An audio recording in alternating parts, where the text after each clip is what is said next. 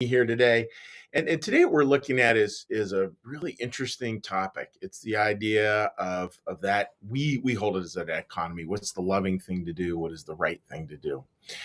So I don't have like the answer about how you sort of pick, but it's interesting seeing this part of the story because the theologian Emmanuel Swedenborg talks about this, and it's kind of interesting. So I want to just offer a few reflections on that. That's what happened. We have this Garden of Eden state over here. We move out of that paradise. We can't go back. We can't shift back to it. What we can do is we can go forward. As we go forward, we need tools. As we go forward, things will be different, and we will have to see the world differently. And it's really like a maturation process. I think it's what we do as we mature and get older. And none of that is necessarily easy. I don't think maturity makes life easier in a sense. Some ways it's harder in a sense, but these are just some tools that we see growing along the way. So one of the tools is this idea of love, and love from a Christian New Church perspective. It's a seed held deeply, deeply, deeply in all of our hearts. And that seed, and this is fascinating to me, is like consistently talked about as it's this force that's trying to unify our minds and our hearts. It's trying to unify it all. And then it's also goes out to seek unity. So think about that, right? Like, of course, when we love someone, we want that connection, we want that sense of oneness, we want that sense of deepness, we want that sense of all that stuff, right? And that starts in this little seed within us that then should spread out through all of our lives. And it's interesting. We know that, right? The people who we regard as most loving in our lives, they'll never be described as divisive. They just won't. They're not talked about that way because they aren't that way. That's not the impact that they have on other people's lives. So that's the core of love. And that should be the core starting point from where we make decisions. Like, what is the loving thing to do? What is the thing that brings the most connectedness, the most relationality, all that? What is the most loving thing to do here? Now, as we know, folks, those of you with children, sometimes that means hard decisions. Sometimes the loving thing to do is the hard thing to do.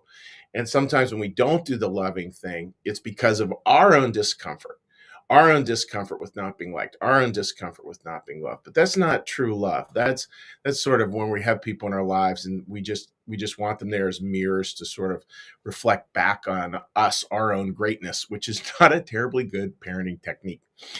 So we want to have this love. This love is unifies going out, and that's where the decisions have to start. They have to start with love. What is the loving thing to do? And then sometimes it's hard to figure that out. And that's where conscience can start to come in. So if you think of love, this is sort of pretty basic Christian New Church thought.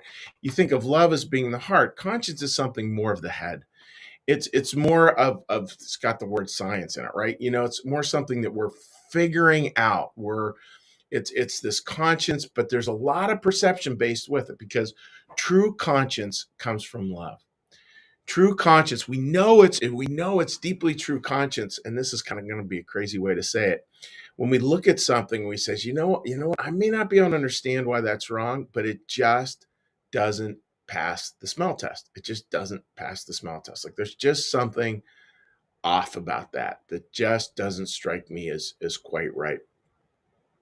And that's where folks, like, we can also start to kind of lean into that idea of conscience. So we go to the heart first, then we go to the head.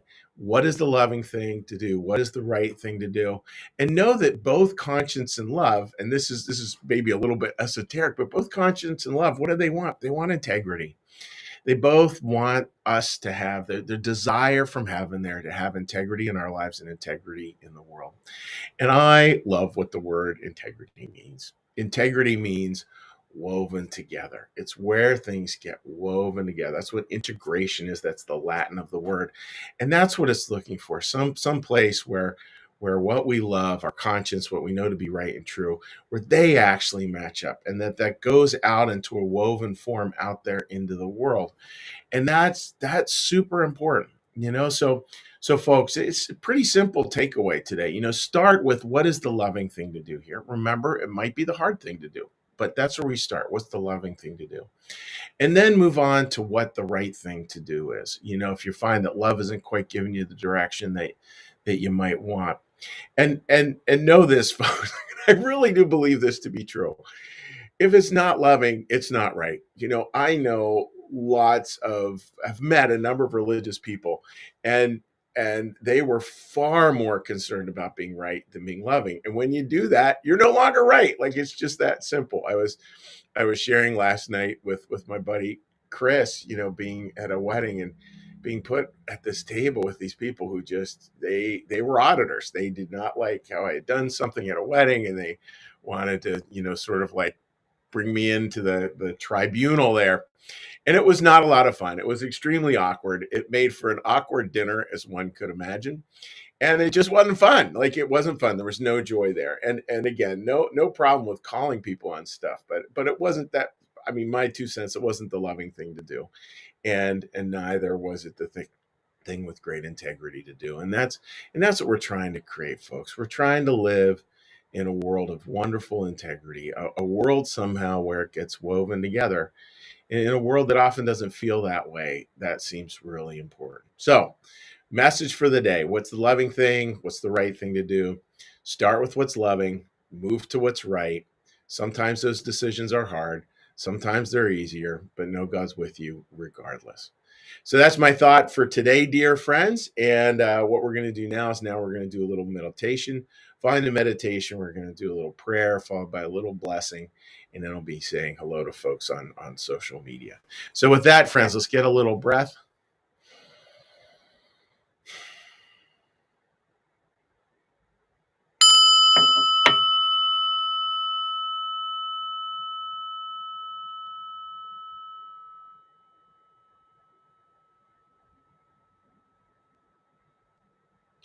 Be still and know that I am God.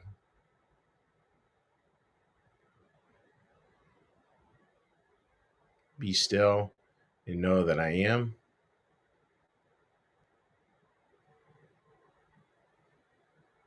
Be still and know that I.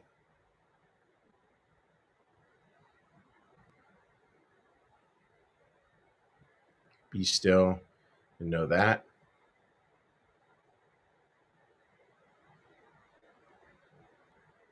Be still and know.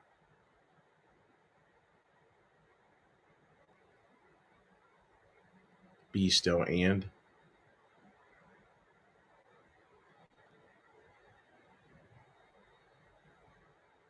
Be still.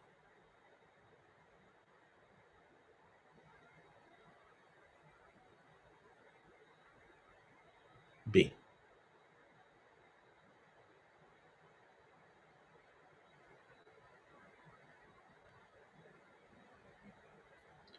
Our Father, who art in the heavens, hallowed be thy name.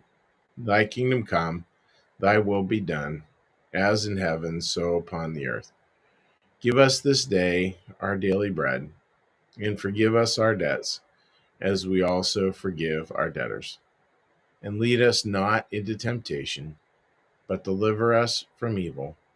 For thine is the kingdom, and the power, and the glory forever. Amen. May the Lord bless you and keep you. May the Lord make his face to shine upon you and be gracious unto you. May the Lord lift up his countenance upon you, bring you peace, and bring you home. Amen. All right, friends. So let's hop on to a little commentary here. Let me just find it here. And I hope all of you are doing quite well on this beautiful, beautiful, beautiful day. All right, let me see here. Pull this up. Just give me a second here, folks. Come on, Nelly. Takes a little while for my phone to load. All right, almost there. Almost there. There we go. All right. Let's see what people have to say today. Marianne, love is our highest calling. Very challenging. Yeah, it really is. Because Marianne, it's not like sentimental love. it's Aslan the lion kind of. Is Aslan a nice lion? Well, sort of. It's love that actually has a sort of a beautiful edge to it, if that makes sense. Um, Jeff, good morning to you, my dear friend. And Sherry, yes, a very happy Thursday for this family. Amen to that. I saw those beautiful pictures online. Sherry welcomes a new great grandson, right? Great grandson to the world yesterday, which is very exciting. Susan, good morning. Beautiful here. Tornadoes are all gone. I'm so glad. Susan was on a call last night and she was keeping an ear out for tornado warnings as we are doing our small group. Marcus, good morning to you, buddy, and I hope you're doing well. Dean, good morning to you, and great to have a chat with you last week, Dean. I'm looking forward to seeing you sometime when I'm down in that part of the state. Kim writes, morning all. Good morning to you. Oh, Susan, this next one. I have a family member who writes mean emails to people to bring them to Jesus. So hurtful and not loving. It's so true. And anytime, and I love the phrase weaponized, like anytime faith gets weaponized, we're probably in trouble. And we should go back and read the Beatitudes. The Beatitudes are so core to the Christian message, and they move us clearly away from this idea that we are the auditing committee for other people, because we just aren't. Linda, good morning. The loving thing is the right thing, but sometimes it's hard to determine just what is the most loving. I don't think it has to do with teaching a lesson. Yeah, anytime we're there to teach people a lesson, that's challenging. I think there can be accountability. Think there can be responsibility, but the idea that I'm here to teach you a lesson, no, I think we're all just here to walk each other home. Just that simple. Paige writes, good morning, and good morning to you. Deborah writes, came into this upset and feel some softenings. Thanks so much. Needed this. Yeah, softening. And maybe part of that, Deborah, it's beautifully said there.